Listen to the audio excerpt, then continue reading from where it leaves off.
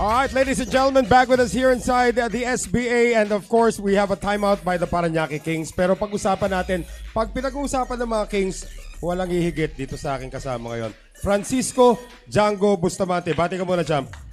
Magandang gabi po sa inyong lahat, lalo na dito sa Sharp. Tsaka itong lahat ng player na naglalaro. Ang ganda ng laban nila, kantsawan. Yan ang gusto ko. May paluan, may kantsawan. Yan ang maganda. Wala paluan. Okay, kantsawan lang. Ang ganda, oh. Kaso ang gagaling nitong mga to, eh. Mga bata pa yung mga kalaban. Ay, Diba? alam na. Champ, palaban pa naman tayo dyan eh. Kakatapos mo nga lang doon sa laban. Kasama si Kaya Friend. Pati na rin kay Ralph Sukay at sa kay Earl Strickland. Kwento mo naman yung mga naging kaganapan doon at yung experience mo doon. Ayun, binugbog na naman kami. Wala na talaga. Talaga yung kamay namin, baluktot na. Tapos yung kasangga ko pa, hindi maitaas yung kamay. Kaya yun. Okay, Champ, bago kita bitiwan, anong masasabi mong inspirational message dito sa mga malalaro natin sa SBA? Mas lalo na itong Parañaque at saka Manila naglalaban ngayon.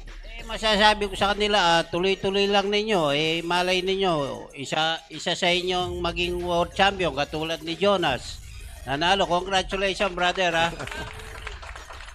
Malay mo, itong mga bata ngayon na sumasali dito, isa sa mga yan ang maging world champion din. Kaya tuloy-tuloy lang. Basta tiyaga lang. Walang walang mahirap. Puro tiyaga at practice. The world champ, Francisco Django Bustamante.